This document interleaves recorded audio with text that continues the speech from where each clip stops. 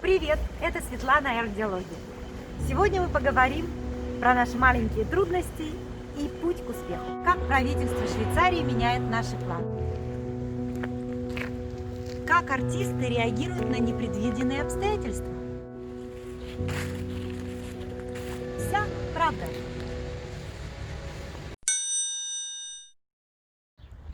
Путь к успеху никогда не бывает простым и легким.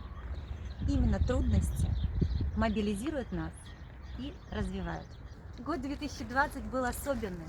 Конечно, не обошлось без приключений.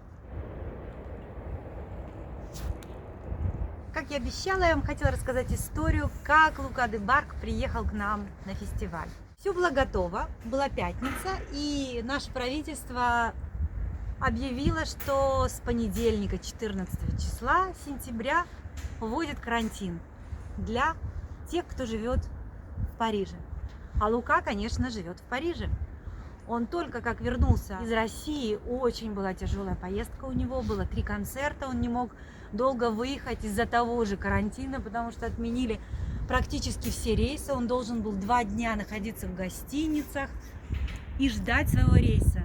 А это значит, что у него не было ни рояля, у него не было ни возможности заниматься. Он приехал всего на 1 день, у него, по-моему, было или 1, или 2, чтобы провести несколько репетиций, которые были отменены, поменять вещи и ехать дальше на другие концерты. И следующим концертом был, конечно, наш. Все было организовано, в понедельник он приезжает удобным рейсом, вечером ночует, утром репетиция. Ну, стандартный набор для артиста, как обычно он гастролирует. Все было подготовлено. Но не тут-то было. В субботу вечером нам спустили правила, в воскресенье все закрыто. И что делать? Мы позвонили в службу поддержки, где отвечают на вопросы, связанные с постановлением. И мы задали всего один вопрос. Как артисту приехать к нам, если у нас вот такие обстоятельства? И нам ответили, если человек пересечет границу до 12 ночи, 13 числа он не попадает под это постановление. Если он пересекает границу в 00:01 минуту, на него распространяются все обязанности, то ли сидеть в карантине 14 дней, то ли заплатить штраф 10 000 франков. Ну, конечно, мы воспользовались этой возможностью, и Лука пересек границу в 23:42. Как вы знаете, мы живем в городе Бьен, и фестиваль проходит именно в этом городе.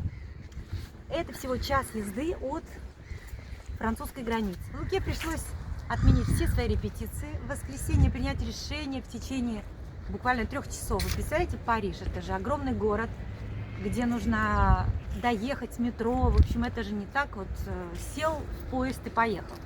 В общем, он справился и сел на самый последний поезд, который шел в сторону Швейцарии. Пришлось все поменять, звонить в отель, дополнительная ночь в гостинице, организовывать на следующий день рояль, чтобы он мог заниматься. Мы смогли это только сделать на полдня, но все получилось, и он уже в 1 ночи спал тихо в своей кровати. Не обошлось без приключений. 2-я репетиция была у меня дома. У нас очень часто музыканты играют на нашем пианино. У нас нет пока рояля, но у нас есть пианино. Я могу похвастаться, что на нем играл и Боря Березовский, и Варвара Мягкова, и детки мои самые любимые. И, конечно, Лука тоже был приглашен к нам в дом, потому что это была единственная возможность. Так как карантин, все было закрыто, рояль было невозможно организовать. Он с радостью согласился, ему нужен был инструмент для работы над его композициями. Он занимается композицией уже несколько лет и сочиняет очень хорошую музыку.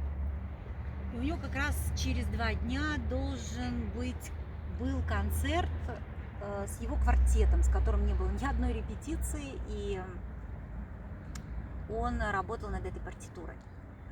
Вот, но по неосторожной случайности так получилось, он взял стакан компота, поставил на пианино, и этот стакан был перевернут прямо на клавиатуру.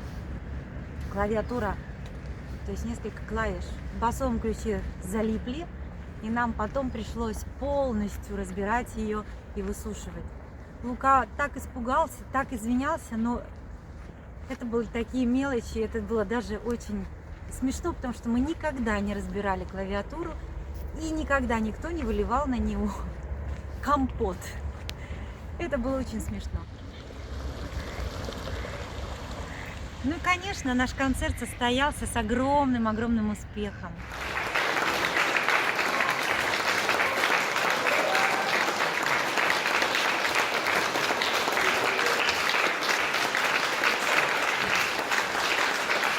Ну и потом были, конечно, минуты общения. Это было очень интересно, потому что Лука для меня открылся невероятно интереснейшим молодым человеком. Не только музыкантом, но и человеком со своей философией жизни. Очень яркой и точной, которая отразилась для меня, потому что мы, оказывается, одинаково мыслим, мы одинаково мечтаем, что для меня было очень интересно и важно. И Лука, конечно, неординарный человек, как в жизни, так и на сцене, и он отдается своей профессии на все 200%. Подписывайтесь на наш YouTube-канал, ставьте лайки и следите за нами в соцсетях. Приезжайте к нам в Ивиль на наши концерты. С вами была Светлана и Арт-диалоги. Бай-бай!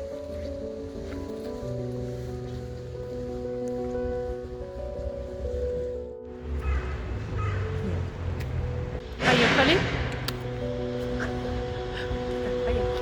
Поехали. Поехали. Делать дома, чтобы